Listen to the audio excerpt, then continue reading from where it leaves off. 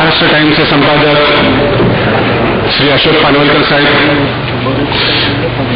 आमचे विभाग प्रमुख आणि या कार्यक्रमाचे निमंत्रक माझे सहयोगी आमदार ॲडव्होकेट अनिल परब साहेब, ज्यांचं आपण पहिल्या सत्रामध्ये पहिलं भाषण ऐकणार आहात, असे सुविद्य आणि ज्यांचं नाव इंटरनॅशनली गाजते आहे असे चाटे क्लासेसचे श्री मच्छिंद्रनाथ चाटेजी, भारतीय विद्यार्थी सेनेचे सरचिटणीस श्री प्रशांत काकडेजी, आमच्या महिला विभाग संघटक राजूताई पटेल, ज्यांचा या आयोजनामध्ये मोठा सहभाग आहे असे स्थानिक नगरसेवक शशिकांत पाटकरजी, शाखा प्रमुख नितीन डिचोलकरजी, सर्व उपविभाग प्रमुख नगरसेवक चावरीजी, मोहन लोकेगावकरजी, दुबेजी, सर्व शाखा प्रमुख बंधू भगिनींनो, पालकांनो आणि विद्यार्थी मित्रमैत्रिणींनो, खरं तर हा कार्यक्रम जो आहे हा कार्यक्रम एक आगळा वेगळा कार्यक्रम म्हणून शिवसेनेचे कार्याध्यक्ष उद्धव साहेब यांच्या मार्गदर्शनातून झाला आहे.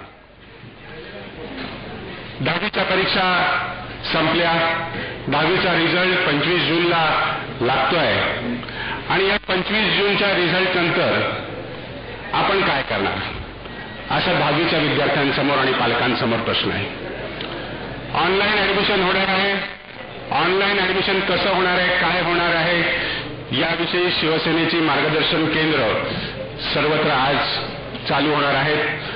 येणाऱ्या 2-3 दिवसामध्ये आपल्या भागामध्ये आणि मुंबईच्या अनेक भागांमध्ये अशा प्रकारची एकूण 300च्या आसपासची केंद्र देखील विद्यार्थ्यांना मार्गदर्शन करण्यासाठी ऑनलाईनचा फॉर्म कसा भरायचा, कॉलेजचा कोड कसा भरायचा या विषयावरती सांगणार आहे. मग हा करिअर गायडन्स किंवा भविष्यात आपण काय करणार आहात याविषयीचं मार्गदर्शन करण्यासाठी काहीतरी कार्यक्रम होणं विद्यार्थ्यांना आणि पालकांना आवश्यक आहे. 12वीचा रिझल्ट देखील लागलेला आहे. 12वी नंतर काही विद्यार्थ्यांनी सीईटीची परीक्षा दिली असेल, काही विद्यार्थी मेडिकलला जाणार असतील, काही विद्यार्थी इंजिनिअरिंगला जाणार असतील. ज्या मुलांना असे मार्क नसतील मिळणार, सीईटीत कदाचित 12वी नंतर मार्क मिळणार नाही सायन्सच्या विद्यार्थ्यांना, ती मुलं कदाचित बीएससी करतील, बीकॉम करतील, बीए करतील. तसंच बीकॉम झालेली मुलं म्हणजे 12वी बीकॉम कॉमर्स झालेली मुलं कदाचित बीबीएमला जातील, आणखीन तत्सम लॉला जातील, कोणी अशी तत्सम वेगवेगळी क्षितिज झुंजाळत बसतील.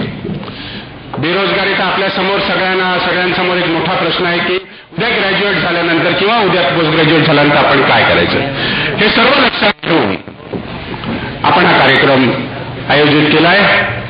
आपण या कार्यक्रमाला अतिशय उत्स्फूर्त प्रतिसाद दिलात आणि हा हॉल तुडुंब भरून चाललेला आहे. बाहेर कदाचित आम्हाला स्क्रीन देखील लावावं लागेल, कारण अजून 200-300 विद्यार्थी जवळजवळ रजिस्ट्रेशनसाठी रांगेत आहेत. तर कसंही करून ही आमची अडचण ओळखून पालकांनी आणि विद्यार्थ्यांनी स्वतःला ऍडजस्ट करून बसून घ्यायचं. आणखीन हे जे मार्गदर्शक सगळे जे आपले प्रोफेसर्स आहेत किंवा त्या विषयातले तज्ज्ञ आहेत त्यांचे विचार ऐकून घ्या आणि आपल्या आयुष्याची दिशा ठरवा. चाटे साहेबांशी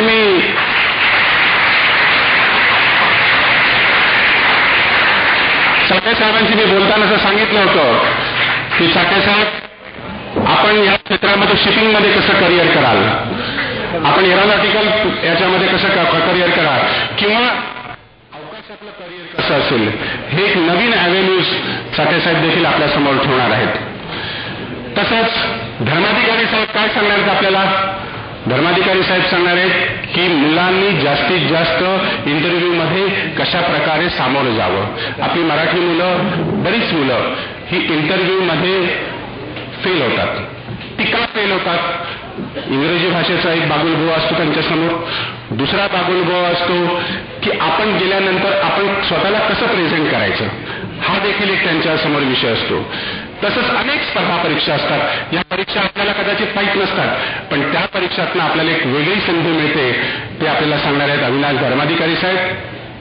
त्याचबरोबर दीपक घैसास सध्याचं इन्फॉर्मेशन टेक्नॉलॉजीचं युग आहे आणि दीपक घैसास, अच्युत गोडबोले ही इन्फॉर्मेशन टेक्नॉलॉजीमधली मोठी नावं आहेत.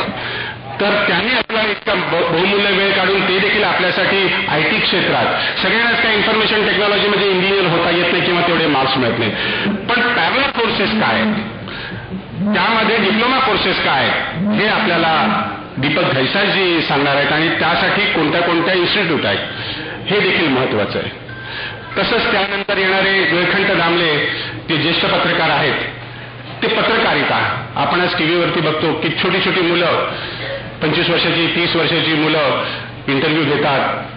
तसंच पत्रकारितेमध्ये टाइम्स ऑफ इंडिया सारख्या, इंडियन एक्सप्रेस सारख्या, महाराष्ट्र टाइम्स सारख्या, आमच्या सामना सारख्या अशा अनेक वर्तमानपत्रातून ही मुलं मोठ्या मोठ्या माणसांचे इंटरव्ह्यू घेताना आपल्याला दिसतात. तर ते देखील एक क्षेत्र असं आहे की त्याच्यामध्ये एक चॅलेंजिंग गोष्ट आहे, आव्हान आहे त्याच्यामध्ये.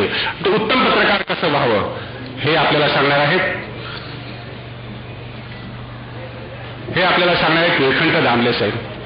त्यानंतर आपल्या सर्वांना परिचित असलेले राजीवजी खांडेकर स्टार माझाचे, ते छोट्या पडद्यावरचं करिअर कसं करायचं. तरुण मुलामुलींना एक अपेक्षा असते की माझा चेहरा टीव्हीवरती दिसला पाहिजे, खूप सुंदर मी नसेन पण निदान टीव्हीवरती प्रेझेंटेबल आहे. तर ते करिअर कसं करायचं. अनेक सिरियल्स असतात, अनेक कार्यक्रम आपल्या टीव्हीवरती होत असतात, डिबेट्स असतात, अँकर म्हणून काम करतात, कार्यक्रमाचे होस्ट म्हणून काम करतात. तर हे कसं करायचं हे राजीवजी खांडेकर सांगणार आहेत. तर असा सगळा कार्यक्रम आपण हा करणार आहोत आणि त्यासाठी तुम्ही प्रचंड मोठ्या प्रमाणामध्ये उपस्थिती दाखवली, त्याबद्दल मी आपल्या सर्व शाळांचे, कॉलेजांचे, आमचे विभाग प्रमुख अनिल परब साहेब, सर्व उपविभाग प्रमुख आणि ज्यांनी ज्यांनी आम्हाला मदत केली, असे सगळ्यात महत्वाचे म्हणजे आमचे अशोक पानवलकरजी, जे सामनाचे आपलं महाराष्ट्र टाइम्सचे संपादक आहेत आणि आमच्या सामनाचे, सकाळचे, लोकसत्ताचे अशा सर्व वर्तमानपत्राचे मी आभार मानतो, कारण त्यातून आपण सर्वजण आलेला आहात. परब साहेबांचा याच्यामध्ये फार मोठा सिंहाचा वाटा आहे, ही गोष्ट देखील मी आवर्जून येथे नमूद करू इच्छितो आणि सर्व शाखा प्रमुख, गटप्रमुख यांचे देखील या विभागातले मी आभार मानतो. आणि महत्वाची गोष्ट म्हणजे हा कार्यक्रम इथेच थांबणार नाहीये. हा कार्यक्रम मुंबईभर जाणार आहे. वक्ते वेगळे असतील, जागा वेगळ्या असतील, वेळ वेगळी असतील, पण पुढच्या 1 महिन्यामध्ये मुंबईभर हा कार्यक्रम, मुंबई आणि ठाणे या भागामध्ये राबवणार आहोत आम्ही. आणि शिवसेनेच्या माध्यमातून माननीय उद्धव साहेबांच्या मार्गदर्शनाखाली हा कार्यक्रम होईल. आपण सर्वांनी आपले तिथे जे कोणी मित्र असतील, मैत्रिणी असतील आणि पालक असतील, यांनी सर्वांनी सांगावं आणि हा कार्यक्रम तुम्हाला अतिशय भविष्यासाठी उपयोगी पडो अशी आई जगदंबेच्या चरणी प्रार्थना करून आपल्या सर्वांना भावी आयुष्यासाठी शुभेच्छा देऊन पालकांचं कौतुक करून मी माझे 2 शब्द संपवतो. जय हिंद, जय महाराष्ट्र.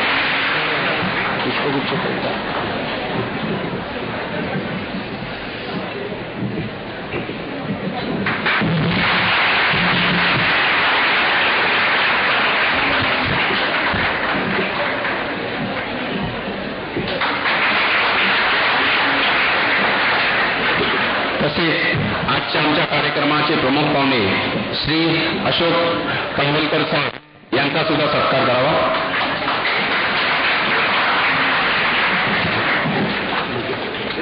आम्हाला मीडिया पाठवून तुम्ही जाहीर केलं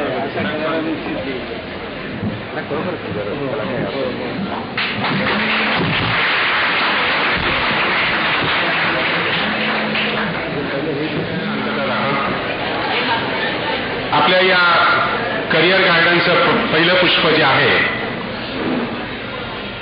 ते पुष्प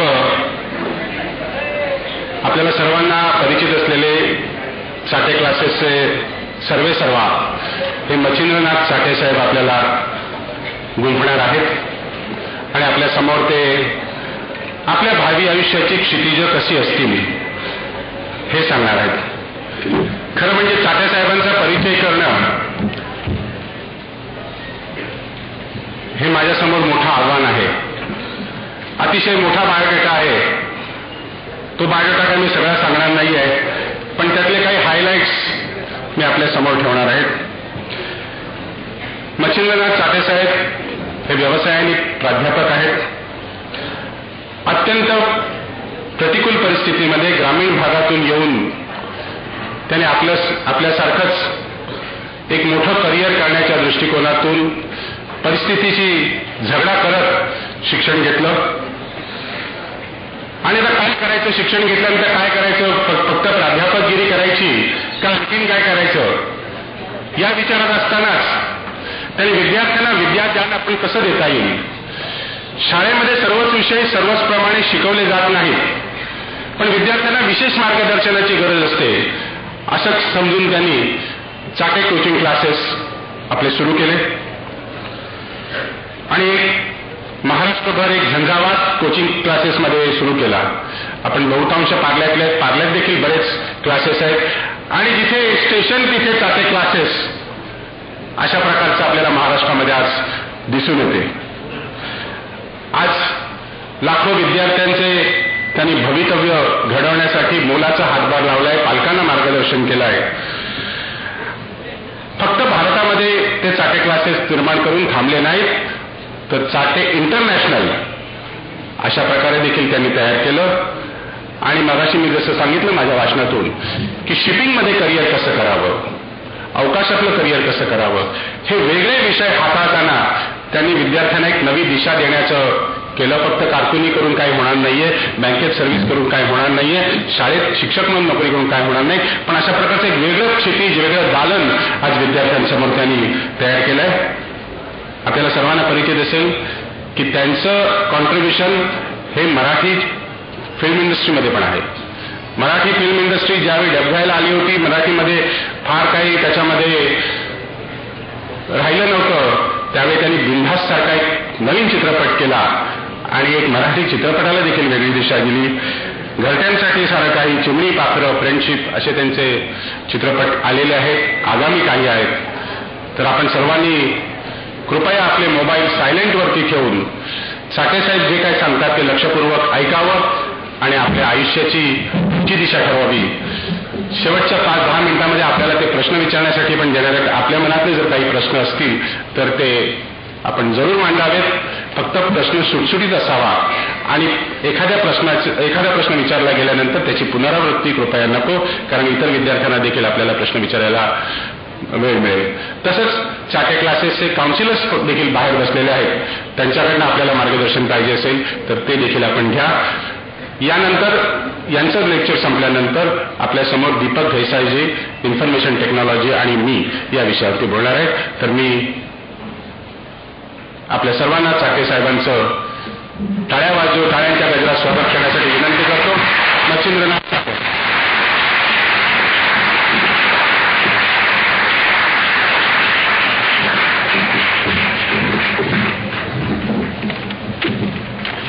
धन्यवाद विद्यार्थी मित्रांनो. आजच्या कार्यक्रमाचे आयोजक आमदार डॉक्टर दीपक सावंत, आमदार अनिल परब, महाराष्ट्र टाइम्सचे अशोकजी पानवलकर, शिवसेनेचे विविध पदाधिकारी, आजच्या कार्यक्रमाला उपस्थित असलेले विद्यार्थी वर्ग आणि त्यांचे पालक. विद्यार्थी मित्रांनो, माझ्या समोर जो विषय आहे तो आयुष्याची नवी क्षितिजे, अर्थात भारतीय विद्यार्थी आणि त्याच्यासमोरचं उज्ज्वल भवितव्य आणि त्या उज्ज्वल भवितव्यातली क्षितिज, हा असा तो विषय आहे. आणि भारतीय विद्यार्थी म्हटलं की सुरुवात होते भारतीय शिक्षण पद्धतीवर. भारतीय शिक्षण पद्धतीबद्दल मी लहानपणापासून खूप ऐकत आलेलो आहे. अमुक प्रॉब्लेम आहेत, हे प्रॉब्लेम आहेत, ते प्रॉब्लेम आहेत, आपल्यात बदल व्हायला पाहिजे, ही शिक्षण पद्धती कुचकामी आहे, ही अमुक आहे, ही तमुक आहे, हे असं आहे, शाळेमध्ये हे प्रॉब्लेम चाललेत, कोचिंग क्लासेसमुळे शाळांचं असं नुकसान होतंय, महाविद्यालय अशी आहेत, तशी आहेत, अमुक आहेत, तमुक आहेत, शिक्षक संस्थाचालक काय करतायत वगैरे हे लहानपणापासून अनेक समस्या, अनेक प्रश्न भारतीय शिक्षण पद्धतीमध्ये चर्चेला येत असले तरीही समोर बसलेल्या सर्व विद्यार्थी मित्रांना एक त्यांच्या आयुष्यातला अत्यंत महत्वाचा निष्कर्ष मी तुम्हाला सांगतो की भारतीय शिक्षण पद्धती ही जगामध्ये सर्वात दर्जेदार शिक्षण पद्धती आहे.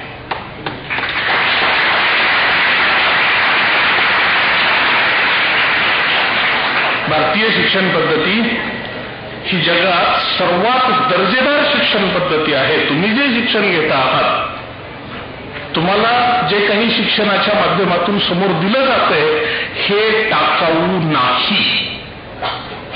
या काही म्हणजे काय म्हणता येईल त्याला की वावगं नाही, चुकीचं नाही, तुमच्यावर अन्याय करणारं नाही. पुन्हा एकदा नीट लक्षात घ्या की भारतीय शिक्षण पद्धती ही जगातली सगळ्यात आदर्श शिक्षण पद्धती आहे. याचा कारण असे ठोक वाक्य टाकून काय उपयोग नाही. विद्यार्थ्यांना पटलं पाहिजे की सर जे सांगतायत याला काय प्रमाण आहे की नाही का, उगीच सर बोलतायत. आणि याचं एक पहिलं प्रमाण मी तुमच्या समोर मांडतो की भारतीय शिक्षण पद्धती ही जगातली सर्वात आदर्श शिक्षण पद्धती का आहे. कारण एकदा ज्या मातीतून तुम्ही तुमच्या आयुष्याचं पुष्प उगवणार आहात त्या मातीबद्दलची तुमची शंका दूर झाली म्हणजे मग तुमचं जीवन जास्त यशस्वी होईल. आणि त्यामुळं भारतीय शिक्षण पद्धती ही जगातली सगळ्यात आदर्श शिक्षण पद्धती कशी आहे त्याचं उदाहरण मित्रांनो, गेल्या अनेक वर्षाचा माणसाचा इतिहास ज्ञात आहे. देशाचा इतिहास असतो, जगाचा इतिहास असतो, मानवाचा इतिहास आहे. देश नावाची संकल्पना जेव्हा रूढ झाली किंवा आत्ता अलीकडचा काही वर्षांपूर्वीचा इतिहास पाहिला तर भारतावर जेव्हा ब्रिटिशांचं साम्राज्य होतं, अनेक वर्षांपासून भारतीय माणसं ही आपला देश सोडून दुसऱ्या देशांमध्ये गेलेली आहेत. अमेरिकेसारखा देश किंवा युरोप सारखे अतिशय प्रबळ असे देश, या देशांमध्ये ही भारतीय माणसं खूप फिरली गेली. मी सुद्धा अनेक देशांचा प्रवास केलेला आहे. आणि जगातल्या कुठल्याही देशामध्ये तुम्ही गेला तर एक गोष्ट लक्षात ठेवायची की भारतीय माणूस सर्वत्र भेटतो. मी चीनमध्ये गेलो तेव्हा मला असं वाटत होतं की चीनमध्ये कदाचित भारतीय माणसं भेटणार नाहीत, पण माझा अंदाज साफ चुकीचा ठरला. अगदी शांघायमध्ये, नानजिंगमध्ये, चांगचूनमध्ये बऱ्याच ठिकाणी खूप मोठ्या संख्येनं भारतीय लोक आहेत. पण पूर्वीच्या काळी जेव्हा ही भारतीय लोक भारताबाहेर जायची तेव्हा त्यांची ओळख एक मजूर, कामगार, हेल्पर अशा स्वरूपाची त्यांची ओळख होती. पु ल देशपांडे किंवा आचार्य आत्रे यांच्या प्रवास वर्णनामध्ये भारतीय व्यक्तींचं भारताबाहेरचं चित्र त्यांनी व्यवस्थित रेखाटलेलं आहे. आणि 1950 पर्यंत 1960 पर्यंत भारतीय माणूस म्हणजे अमेरिकेतलं चित्र, भारतीय माणूस म्हणजे आळशी आहे, धर्मांध आहे, काय नंतर अंधश्रद्धाळू आहे. भारतीय माणूस म्हणजे आळशी आहे, अशीच एक प्रतिमा होती भारतीय माणसाची. पण काळ बदलला. 1947ला हा देश स्वतंत्र झाला आणि एक मजूर पुरवणारा देश अशी जी एक भारताची प्रतिमा ही जगामध्ये होती, ही प्रतिमा झपाट्याने बदलायला लागली. देश स्वतंत्र झाल्यानंतर शांत बसा, मला बोलू नका कारण डिस्टर्ब होतो बऱ्याच जणांना. शांत राहा. देश स्वतंत्र झाल्यानंतर या देशामध्ये मेडिकल कॉलेजेस सुरू झाली, इंजिनिअरिंग कॉलेजेस सुरू झाली, अनेक विद्यापीठं सुरू झाली आणि भारतीय माणसं पुन्हा बाहेरच्या देशांमध्ये जात राहिली. आज 2009 साली भारतीय माणसाचं अमेरिका या देशातलं चित्र पाहिलं तर हे चित्र बदललेलं आहे. हे चित्र पूर्णपणे बदललेलं आहे. आज अमेरिकेमध्ये भारतीय माणूस म्हणजे मजुरांच्या देशातला माणूस हे अमेरिकेतलं भारताचं चित्र नाही.